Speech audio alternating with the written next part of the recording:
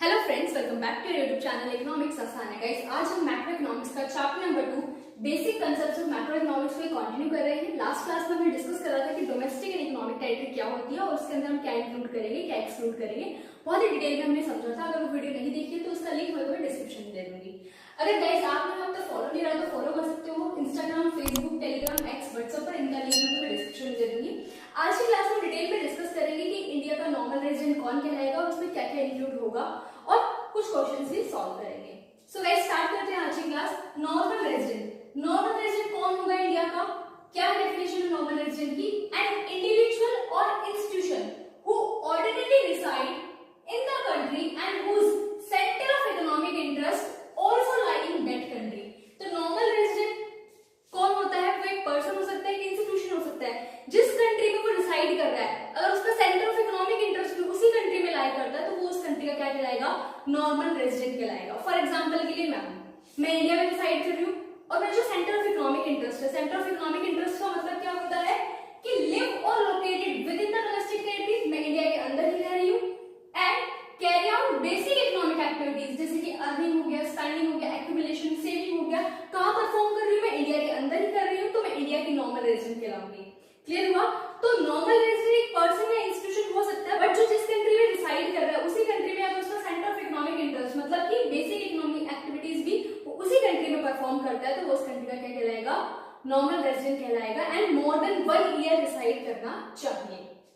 अब क्या क्या नॉर्मल रेजिडेंट में इंक्लूड नहीं होगा? Foreign tourist and visitor.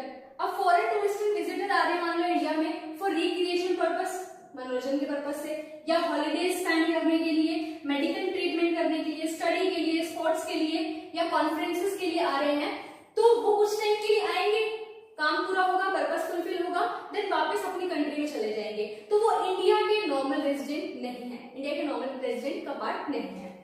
Then बात करते हैं foreign staff of embassies, officials, diplomats and member of armed forces of foreign country. जो फॉरेन स्टाफ है एम्बेसी का, ऑफिशियल्स का, डिप्लोमेट्स का या फिर आर्म्ड फोर्सेस मेंबर्स हैं फॉरेन कंट्रीज के, तो ये जिस कंट्री से बिलोंग करते हैं ना उस कंट्री के नॉर्मल रेजिडेंट कहलाते हैं।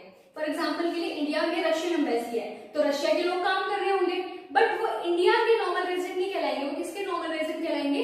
रशिया के नॉर्मल रेजिडेंट कहलाएंगे। ठीक है। Then international organisation, UNO, WHO, United Nation organisation, world health organisation, ये भी नॉर्मल रेजिडेंट नहीं कहलाएंगे इंडिया के। क्यों? क्योंकि जो इनका इंटरेस्ट है वो इंटरनेशनली लाई करते, पर्टिकुलर कंट्री से बिलोंग नहीं करते हैं। Then employees of international organisation, but जो एम्प्लॉइज काम कर रहे हैं यूएनओ में, डब्ल्यूएचओ में, तो जिस कंट्री से ये बिलोंग करते हैं ना उस कंट्री के नॉर्मल रेजिडेंट कहलाते हैं। Clear? Crew members of foreign vessels, commercial travellers and seasonal workers. अब देखो फॉरेन वेसल्स के जो क्रू मेंबर्स हैं तो ये जिस कंट्री से बिलोंग करेंगे उस कंट्री का पार्ट कहलाएंगे, नॉर्मल रेजिडेंट कहलाएंगे। कमर्शियल ट्रैवलर्स हैं, सीजनल वर्कर्स हैं, कुछ टाइम पीरियड के लिए इंडिया में आ रहे हैं पर्टिकुलर सीजन में फॉर ट्रेडिंग पर्पस और फिर बाद में चले जा रहे हैं, तो एक साल से ज्यादा तो रिसाइड कर नहीं रहे और ना उनका सेंटर ऑफ इकोनॉमिक इंटरेस्ट लाई कर रहे हैं इंडिया के अंदर, तो वो इंडिया के नॉर्मल रेजिडेंट नहीं कहलाएंगे।